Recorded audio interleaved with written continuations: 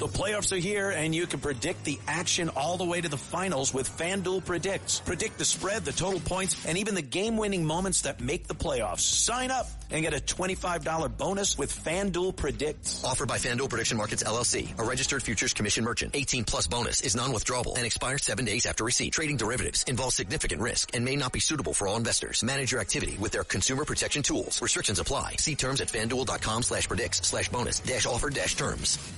Excuse me! Taxi!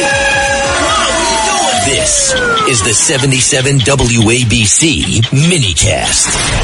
And joining us now here on Katz and Cosby is Rich Lowry, of course, the head of National Review.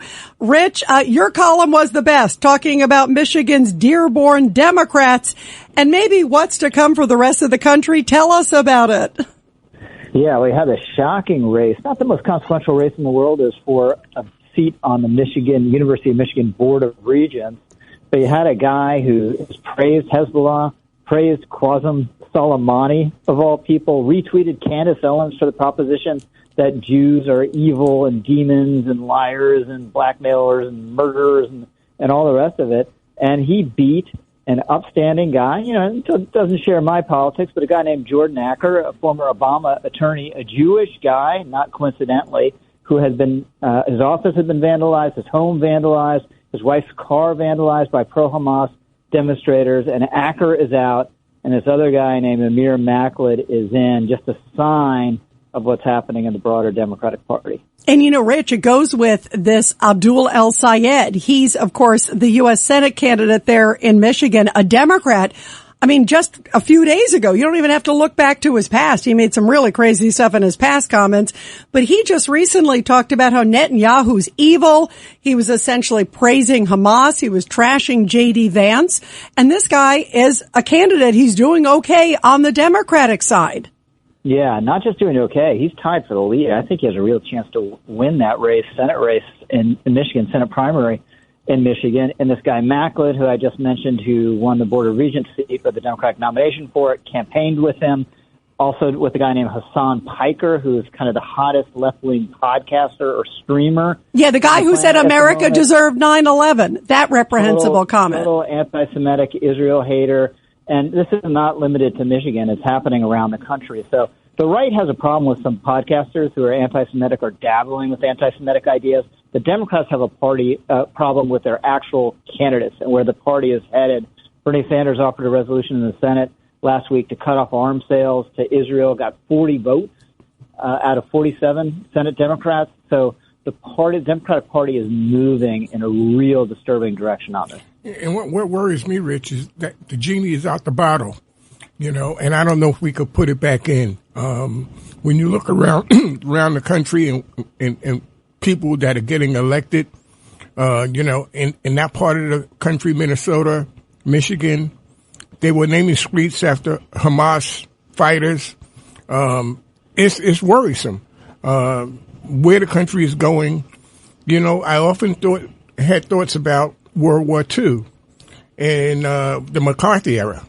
Some of these people, I think, would have been brought up on charges back during World War II, while we're in the middle of World War II, and they were doing subversive acts like this.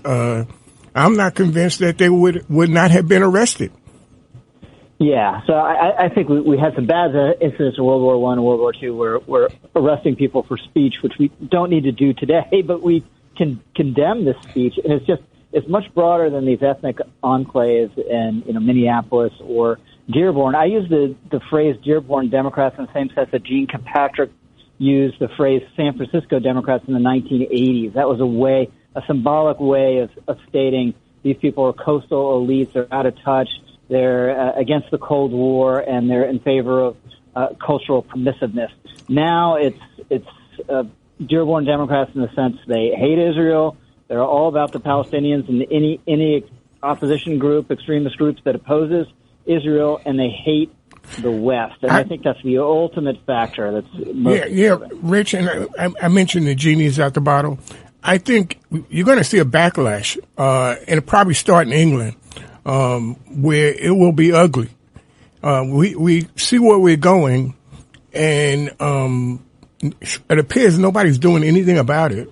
It's really worrisome. It is. And also, let's not forget, you guys, Zora Mandani was asked the other day, hey, what do you think of the Democratic Socialists of America? And those are the ones who've been very anti-Semitic, the BDS, the boycott, divest, sanction.